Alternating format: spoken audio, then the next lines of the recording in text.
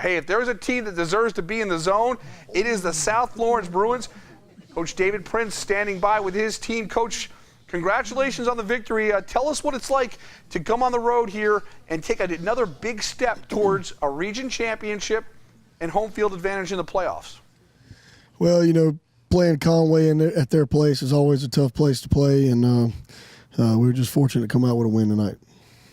South Florence Bruins winners over Conway tonight, 48-19. Coach Prince, tell me when you had an idea that this team was capable of being not just a good South Florence team, but one of the best in the school's history. When did you realize that you had something special going on?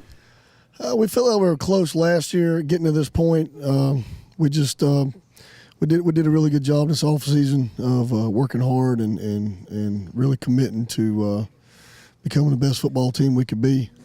And it's paid off this year. You know, there's one thing that coaches always talk about, and it's injuries. And I want to go back to last year because Nick Jones was set to be your quarterback, and he got hurt early on. And then it took a little while. Then he got going there in the latter part of the season. Josh Johnson shows his versatility.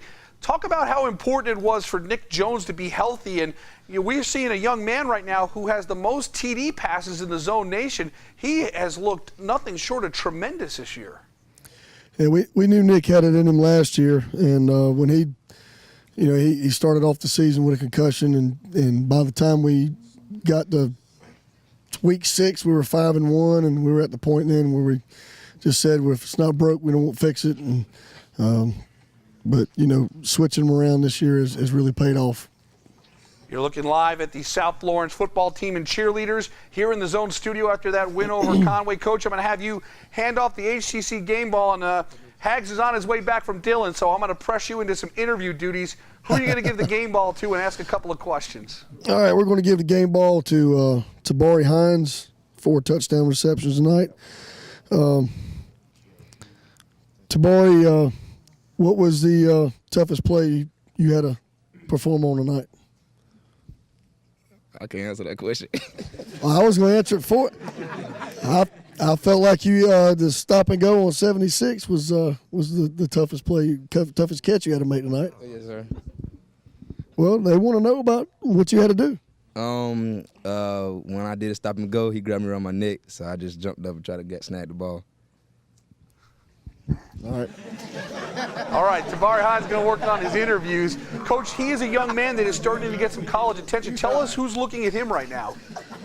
Tabari's starting to get some here he is. We need to get a professional to do this. There you go. Congratulations on your win tonight. I just got back.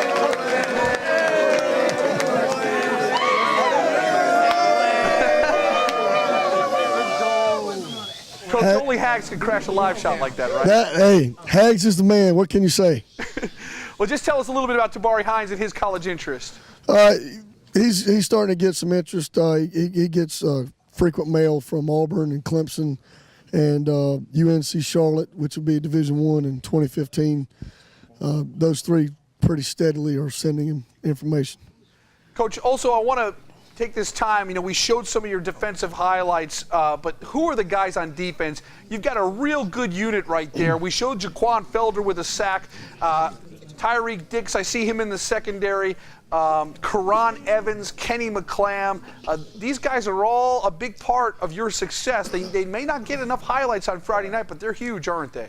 Absolutely. You know, we've played on a short field all year on offense because of our defense, and you know, I can't say enough about how physical this unit's been this year. And, you know, I think coming into tonight's game, we were giving up 9.5 points a game.